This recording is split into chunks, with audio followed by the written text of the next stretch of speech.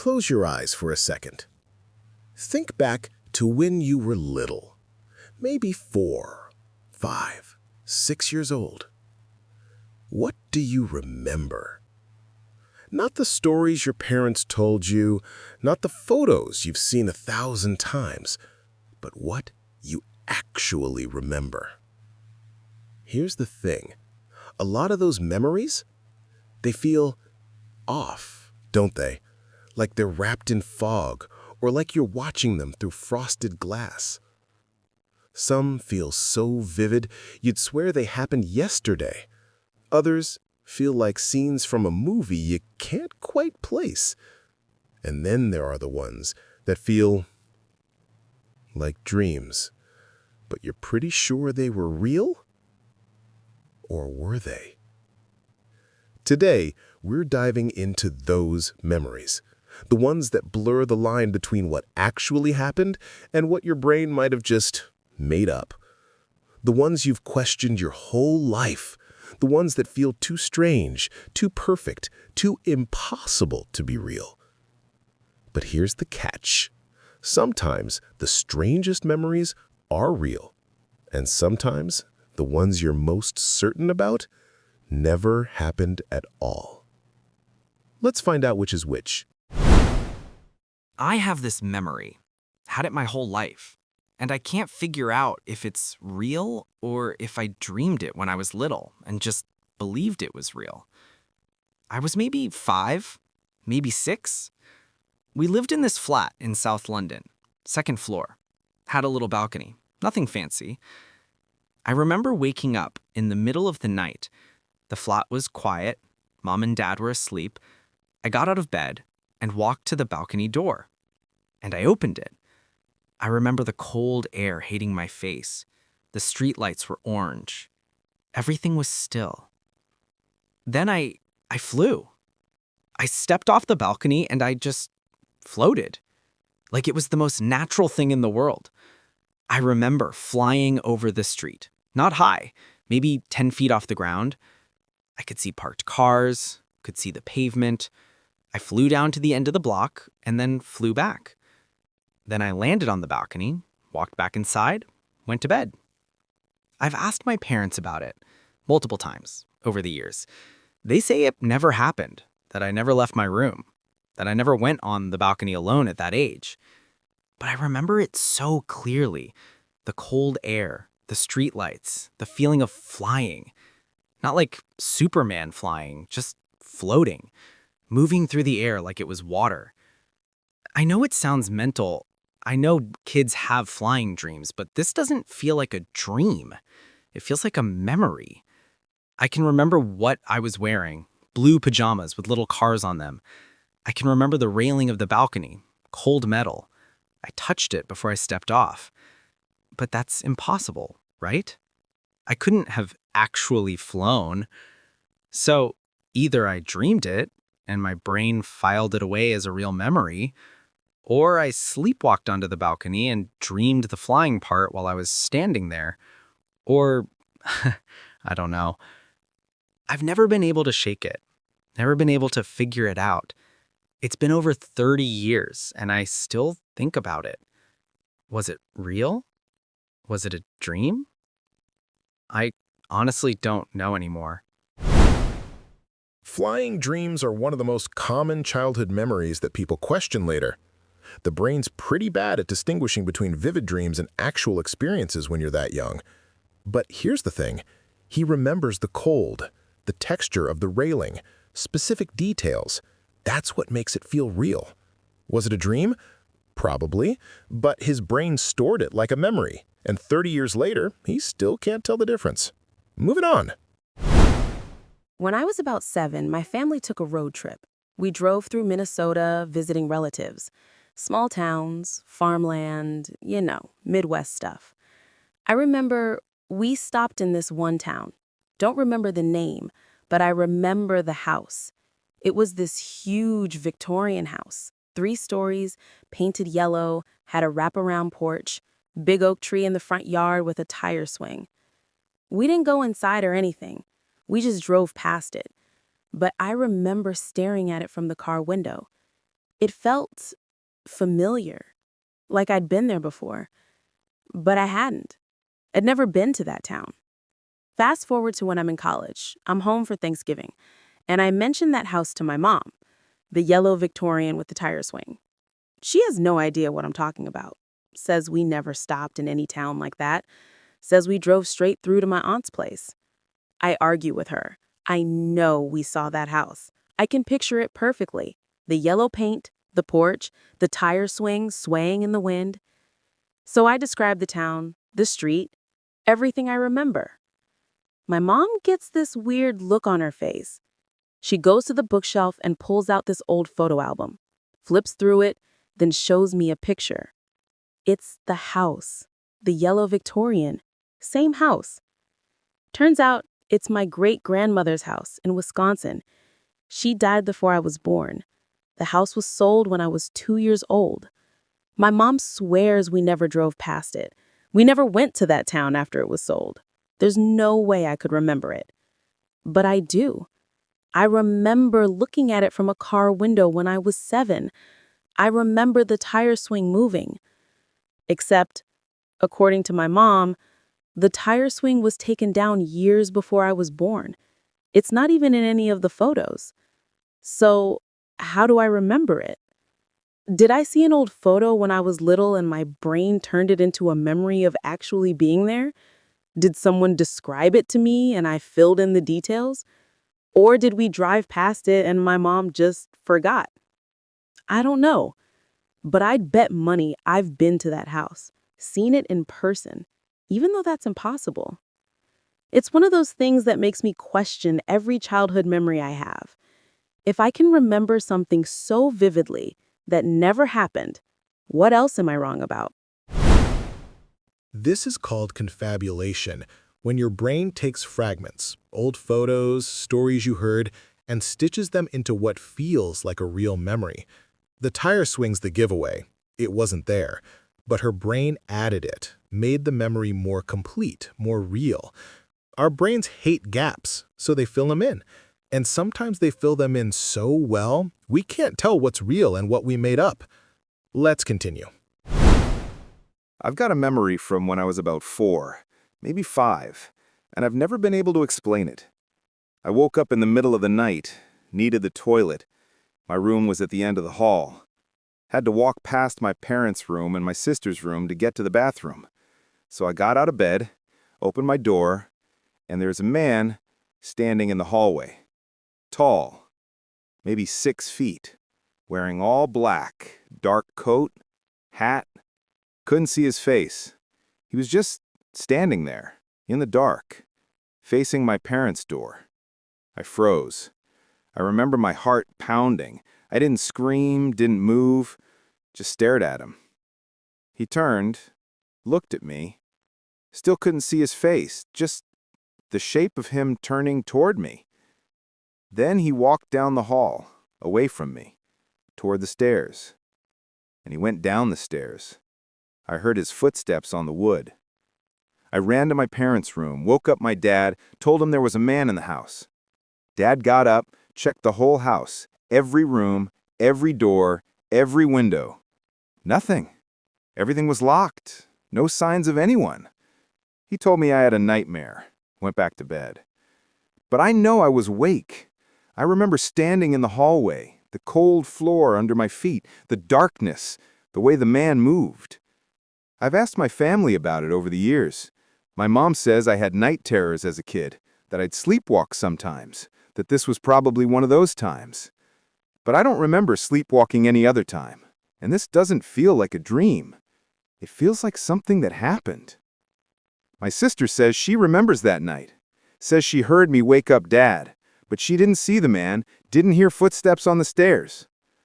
So, was there a man? Did I imagine him? Was I sleepwalking and hallucinating? Or, and this is the bit that bothers me, was someone in our house that night and they just got out before my dad checked? I'll never know.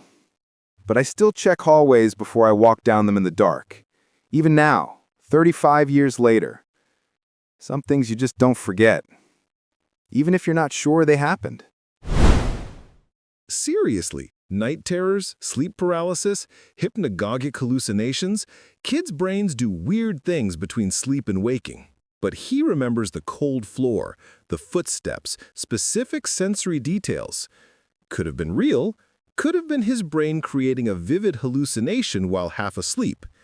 He'll never know for sure. And that uncertainty, that's the worst part. Next story. I have this memory of drowning. I was maybe 3, maybe 4, can't remember exactly. We were at the beach, family day trip. Mom, Dad, my older brother. Queensland coast, hot day, lots of people. I remember being in the water, shallow part, playing. And then suddenly I wasn't in the shallow part anymore. A wave hit me, pulled me under. I remember the water going over my head, the noise, everything muffled and loud at the same time. I remember trying to breathe and inhaling water, burning in my throat, my lungs. Panic. I remember seeing the surface, the light, but I couldn't get to it. I was tumbling, didn't know which way was up. Then someone grabbed me, pulled me out. I remember coughing, throwing up water, crying. That's the memory, and it's vivid. I can still feel the panic, the water in my lungs, the burning. But here's the thing. I've asked my family about it multiple times over the years, and they all say it never happened. My mom says I never went under, says I was always in the shallow water, says I never even got water in my face that day. My brother says the same thing. He was watching me the whole time.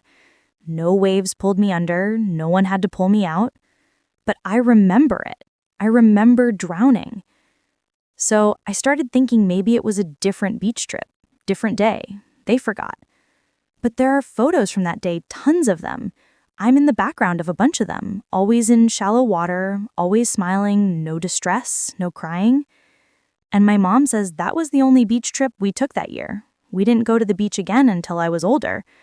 So, did I dream it?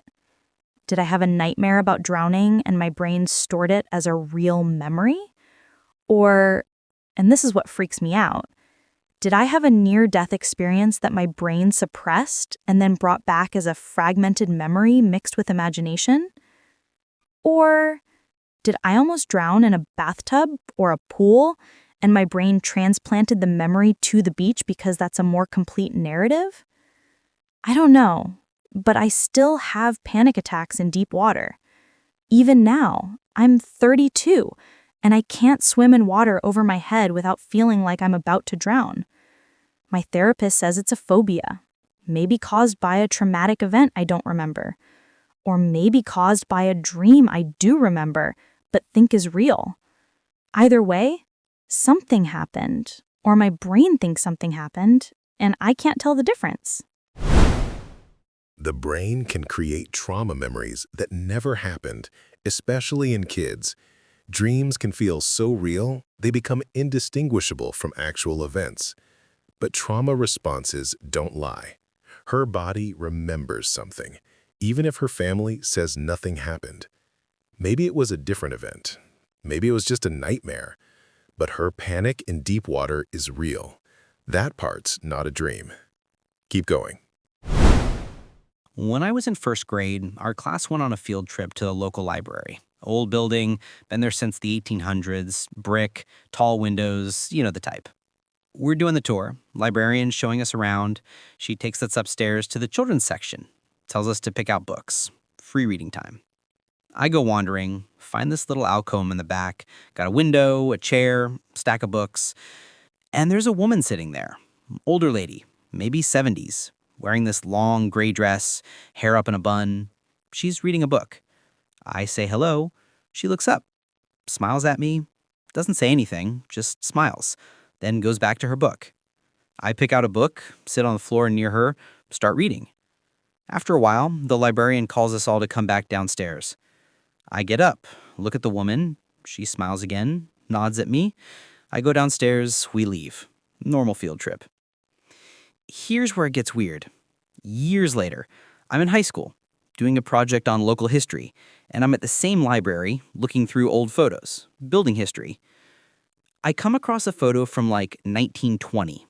It's the children's section. Same alcove I sat in. And there's a woman in the photo. Same woman. Same gray dress, same hair, same face. I asked the librarian about it. She tells me that's Miss Harriet. She was the head children's librarian in the 1920s. Died in 1931 at the library. Heart attack while she was reading to children. Now, I know what you're thinking. I saw the photo when I was little, my brain remembered the photo and created a false memory of seeing her. But I hadn't seen that photo before. It wasn't on display, it was in an archive. I found it by accident. And the thing is, I remember talking to her. I remember her smiling at me. I remember sitting near her. So either I saw a ghost when I was 6 years old, or my brain created a very specific false memory, complete with a woman who happens to match a librarian who died 60 years before I was born. I'm not saying I saw a ghost. I'm just saying I don't have a better explanation. And I'm not the only one. I've talked to other people who went to that library as kids. Few of them have similar stories. Seeing an old woman in gray in the children's section, always smiling, never talking. Maybe the library has photos displayed somewhere and we all saw them as kids and forgot. Maybe it's a shared false memory. Maybe it's something else. All I know is I saw her. Or I think I did. And I can't prove either way. This one's tricky. Could be a ghost. Could be confabulation. Could be he saw that photo years earlier and didn't remember seeing it. Then his brain used it to create a false memory. Or he did see an old woman at the library and his brain connected her to the photo later, made them the same person when they weren't. Memory's weird like that. It connects dots that shouldn't be connected, creates patterns where there aren't any. Another one. I have this perfect memory of a picnic in the forest. Me, my mom, my dad. I was probably 5, maybe 6. We spread out a blanket, red and white checkered, had sandwiches, lemonade, cookies. It was sunny, warm, bees buzzing around, birds chirping. I remember my mom reading a book, my dad napping in the sun, me picking wildflowers, making a bouquet, putting them in my mom's hair. She laughed, took a photo of me with her camera, old film camera. Click and wind, click and wind. I remember that day so clearly. It felt magical, perfect, like something out of a storybook. Fast forward to when I'm in my 20s, I mention this picnic to my mom, how it was one of my favorite childhood memories, how I wish we did stuff like that more often. She looks confused, says we never did that. Never had a picnic in a forest. We didn't like forests, too many bugs. We always went to parks, open fields, never forests. I insist. Describe the whole day. The blanket, the sandwiches, the flowers in her hair, the photo she took. She's adamant, never happened. So I ask to see the photos. Old family albums, maybe the photo will prove it. We go through boxes of old photos and I find it. The picture of me holding wildflowers. Except it's not in a forest. We're in my grandparents' backyard. Suburban lawn. Fence in the background, not a forest. And my mom's not in the picture. My grandma is. She's the one with flowers in her hair, not my mom. And I'm not 5 or 6. I'm 3, way younger than I remembered. So I took a real memory, changed the location, changed the people, changed my age, and created this perfect, magical, false memory. But the false memory feels more real than the actual memory. I can still see the forest, hear the birds, feel the sun, smell the wildflowers. The backyard version feels fake, even though that's what actually happened. My brain rewrote my childhood, took a normal afternoon and turned it into something special, and I believed it for 20 years. Makes me wonder what else I remember wrong. What other memories are just stories I told myself until I believed them. This happens a lot, more than people realize. We take real events and reimagine them, make them better, more meaningful, more cinematic. And then we forget we did it. The edited version becomes the real version. Her brain wanted that day to be special, so it made it special. Changed the setting, made it perfect, and filed it away as truth. Memory isn't a recording. It's a story we tell ourselves. And every time we tell it, the story changes. Just a little, until we're not sure what really happened anymore. Let's keep going. I had a best friend when I was 6. Her name was Molly. She lived 3 houses down from me. We played together every single day. I remember her so clearly. Red hair, freckles. She had this laugh that was really loud, wore overalls all the time, had a cat named Buttons. We did everything together. Built forts, played pretend, had sleepovers. I remember her bedroom. Pink walls, posters of horses, bunk beds, even though she didn't have siblings. Then one day she moved away. I remember crying. Her parents packed up a moving truck, she hugged me goodbye, said she'd write to me. Never did. I asked about her for months. My parents said she moved to another state. I'd probably never see her again. Fast forward to now. I'm 34. I'm on Facebook.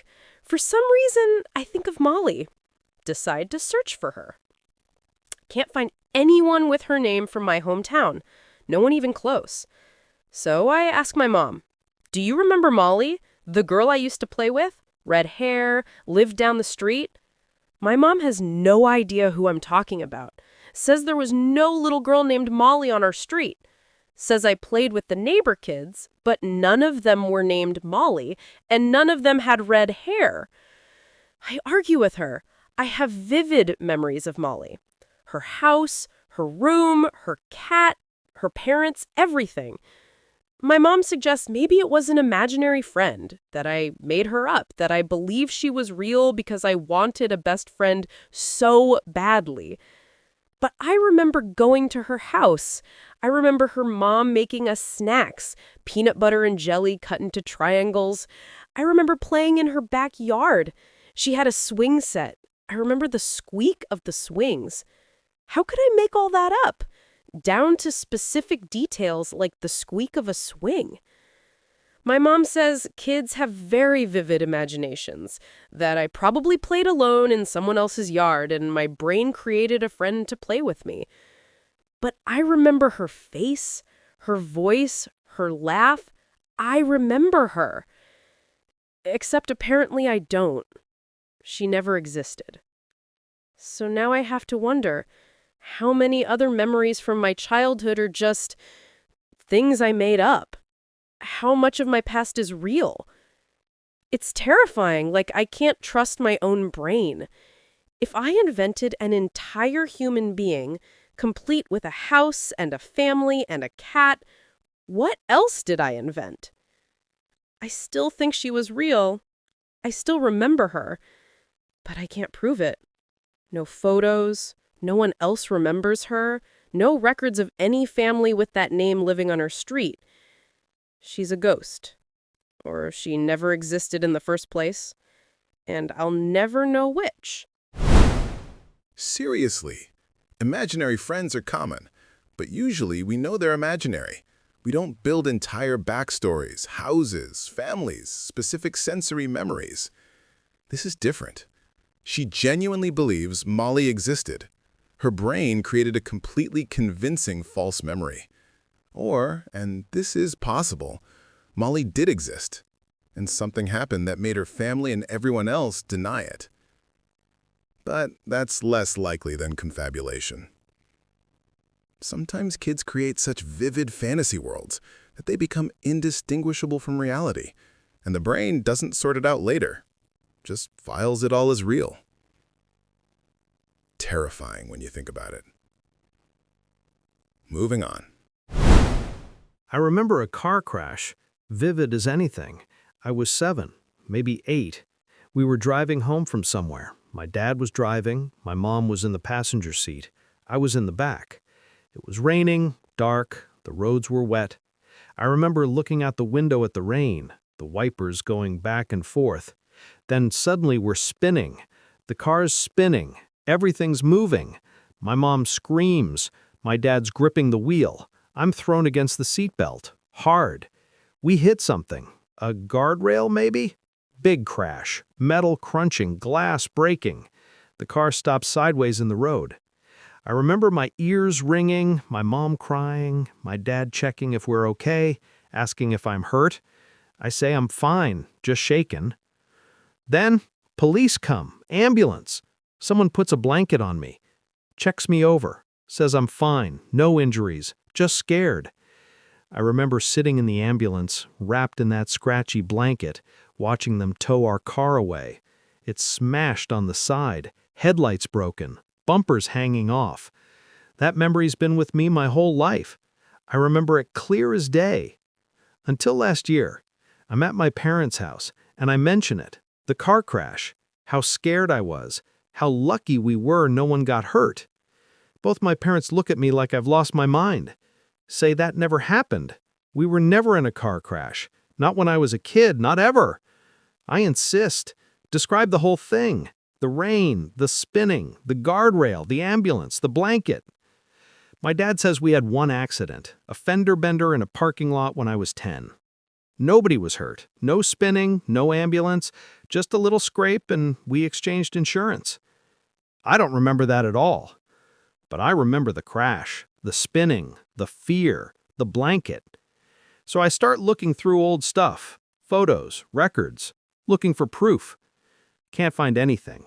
No medical records, no police reports, no tow receipts, no evidence of a crash. But I remember it. I can still feel the seatbelt digging into my chest, hear my mom scream, see the headlight broken. So did I dream it? Did I see a car crash on TV and my brain inserted me into it? Did I mix up a real event with something from a movie? Or, and this is what bothers me, did it happen and my parents are lying? But why would they lie? I'll never know, but I remember it. Real or not, it's in my head and I can't get it out. False memories of traumatic events are actually pretty common.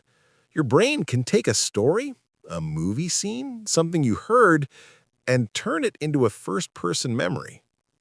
The sensory details are the key. He remembers the physical sensation, the seatbelt, the sound. That's what makes it feel real. But false memories include sensory details too. The brain's good at inventing them, filling in what should have been there. He'll probably never know for sure, but the crash shaped him, even if it never happened. Fear doesn't care if the memory's real. Next story. I have a memory of a room, a blue room. Every wall painted this bright sky blue. White trim, hardwood floor, a window with white curtains. There's a rocking chair in the corner. A bookshelf, a small table with a lamp. That's it. Just a simple, empty blue room. I remember being in that room. I'm sitting on the floor. I'm young, maybe 3 or 4. I'm playing with wooden blocks, building a tower. The sun's coming through the window. It's warm, quiet, peaceful. That's the whole memory. Nothing else. Just me in a blue room playing with blocks. I've had this memory my entire life, and I've never been able to figure out where it is. It's not our house. We never had a blue room. My parents confirmed this. We lived in a flat in Mumbai. No blue rooms, no rocking chairs, no hardwood floors. It's not my grandparents' house. They lived in Pune. I've seen photos. No blue room. I asked my mom about it. She has no idea what room I'm talking about. Says maybe I'm remembering a house we visited once, a friend's house, a relative's house. But she doesn't remember any blue room either. So I thought maybe it's from a book. Maybe I saw an illustration when I was little and my brain turned it into a memory of being there. But I've never found a book with a room that matches. And the memory doesn't feel like a picture. It feels three-dimensional. I can remember the temperature, the feeling of the wooden floor under my legs, the weight of the blocks in my hands. My dad thinks it's a dream. Says I probably had a recurring dream as a child and my brain stored it as a memory. That makes sense. Except dreams usually have something strange in them. Something that doesn't make sense. This is just a normal room. Nothing strange, nothing impossible, just a blue room. And here's the weirdest part. I feel nostalgic for that room. I miss it, even though I don't know where it is or if it's even real. Sometimes I'll see a blue room in a movie, in a photo, and I'll get this pang of recognition. like I'm trying to find my way back to something I've lost. But I don't know what I've lost because I don't know if I ever had it. Maybe it's a memory from a past life. Maybe it's a dream. Maybe it's my brain creating a safe space I never actually had. Or maybe it's real. And I was there once when I was very small. And no one else remembers it because it wasn't important to them. But it was important to me. Even if I don't know why. Some childhood memories are like this, just fragments, moments frozen in time with no context, no before, no after.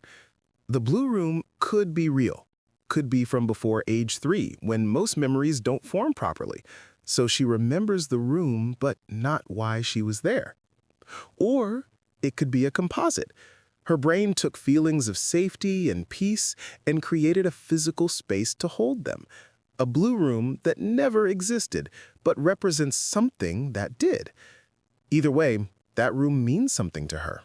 Real or not, it's part of her story. Let's continue. I remember having a twin brother. His name was Jacob. We were identical. Same face, same hair, same everything. I remember playing with him. We had bunk beds. He slept on top, I slept on bottom. We'd stay up late whispering to each other, making plans, telling secrets. I remember him being there, at breakfast, at school, at home, always. We were inseparable. I remember our 5th birthday. We had a party, cake with 2 sets of candles, presents for both of us. He got a toy truck, I got a toy car. We traded halfway through the day. I remember all of this so clearly. Jacob was my best friend, my brother, my twin. Then one day, I'm maybe 8 or 9, I mentioned Jacob to my mom, ask where he is, why he's not around anymore. My mom goes pale, sits me down, tells me I don't have a twin brother. I never had a twin brother. I'm an only child. I argue. I remember Jacob. I remember everything. The bunk beds, the birthday party, school, everything. She takes me to a doctor, then a therapist. They ask me questions, lots of questions, about Jacob, about my memories. The therapist explains that sometimes kids create imaginary friends, and sometimes those friends feel so real that the child believes they're actually real people. But I remember Jacob, not like an imaginary friend, like an actual person, a physical person. He took up space, he had weight, he was real. My mom shows me photos, old family photos, birthday parties, holidays. I'm in all of them, by myself. No Jacob, no twin, just me. But I remember him being there. I remember him in those exact photos, standing next to me, smiling at the camera. The therapist says I likely had a very vivid imaginary companion, that my brain created him because I was lonely, that I wanted a sibling so badly I invented one. And then I believed he was real people. But here's what bothers me. I asked my mom, did she ever have twins? Did she lose a baby, a miscarriage, a stillbirth? She gets this look, this sad, complicated look, and she says yes, she was pregnant with twins. My dad told me this later. One twin died in utero, early, before they even knew it was twins. So, is it possible I somehow knew? That I sensed there was supposed to be 2 of us, and my child brain created Jacob to fill that space? Or did I make him up completely? And the twin that died is just a coincidence. I'm 36 now, and I still remember Jacob. I remember his face, his voice, his laugh. I remember him being real. But he wasn't. He couldn't have been, right? Sometimes I wonder if memory is just a story we tell ourselves. And if we tell it enough times, we start to believe it, even if it's not true. I told myself I had a twin, and I believed it for years. Part of me still believes it. But he's not in any photos. No one else remembers him. He didn't exist, except in my head, where he's still real.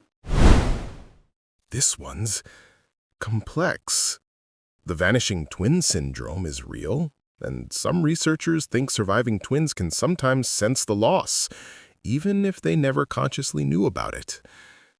But creating an entire imaginary person with a face, a voice, specific memories, that's not sensing a loss. That's confabulation on a massive scale. Or he did have a twin. In another sense, a psychological twin his brain created to cope with being alone. Real or not, Jacob was real to him, and grief for someone who never existed is still grief. Last story. When I was really young, maybe 2, maybe 3, I have this memory. I'm in a crib or a bed with rails. It's dark. Nighttime. I'm lying on my back looking up at the ceiling, and the ceiling starts glowing, like there's light coming through it. Warm light, orange and gold. Then the ceiling opens, not like breaking apart, just opens, like it was always meant to open. And there's a tunnel made of light. I'm not scared.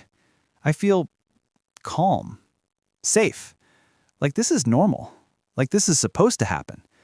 I start floating up toward the tunnel. I'm weightless, just drifting up. I can see my room getting smaller below me, the crib, the walls, the window. Then I'm in the tunnel, and it's warm, bright, peaceful. I feel like I'm going somewhere important. But then I stop. I don't go all the way through. Something pulls me back, and I'm back in the crib. The ceiling's normal, the light's gone, and I go to sleep. That's the memory, and I've had it my whole life. Never forgotten it. Never questioned it until I was older. When I was a teenager, I mentioned it to my mom. The tunnel, the light, floating. She gets this weird look. Asks me how old I was. I say maybe 2 or 3? I don't know exactly. She tells me I got really sick when I was 2. High fever, virus. She rushed me to the hospital. They said I was okay, but they wanted to keep me overnight for observation. That night, my fever spiked, really high. I had a febrile seizure. Stopped breathing for a bit. They had to resuscitate me. She said I was okay afterward. Made a full recovery, no lasting damage, but I was clinically dead for about 30 seconds. So, the tunnel, the light, the floating, was that a near-death experience? Was I actually dying? Was my 2-year-old brain processing the shutdown, creating something peaceful to experience instead of fear? Or was it just a dream, a fever dream, a hallucination from the seizure? My mom thinks it was a fever dream, says I probably don't actually remember it, that I created the memory later, based on stories I heard about near-death experiences.